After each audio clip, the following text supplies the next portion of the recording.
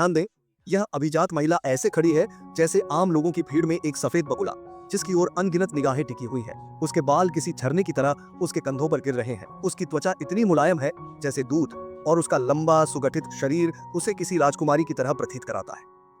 पुरुषों की निगाहें जैसे चुंबक की तरह उसकी ओर खींच जाती हैं, और यह सब उसके लिए एक सामान्य बात है। वह बहुत शालीनता से सभी की निगाहों का जवाब दे रही थी, लेकिन अचानक उसे एहसास हुआ कि सामने खड़ा वह शख्स, लाओ लियू, बड़ी गहरी नजरों से उसे देख रहा है। धीरे धीरे उसने सिर उठाया। उसकी नजरें लाओ लियू की आंखों से मिली, फिर उसने एक आकर्षक मुस्कान दी। लाओ लियू का दिल तेजी से धड़क उठा। उसे लगा कि उसकी यह नजरें टकरा गई हैं और महिला उसे डांटेगी, लेकिन जो हुआ वह उसकी कल्पना से बिल्कुल अलग था।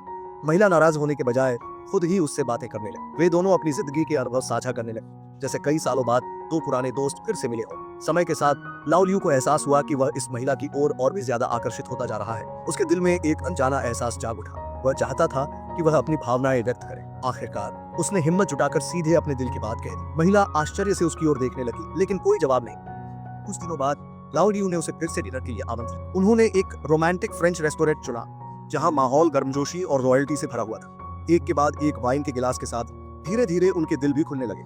महिला ने आखिरकार अपने मन का दरवाजा खोल दिया। लाओ लियू के साथ गहरी बातचीत में उसने महसूस किया कि सिर्फ उसकी शक्ल ही नहीं, बल्कि उसका दिल भी ईमानदार और भावनाओं से भरा हुआ है।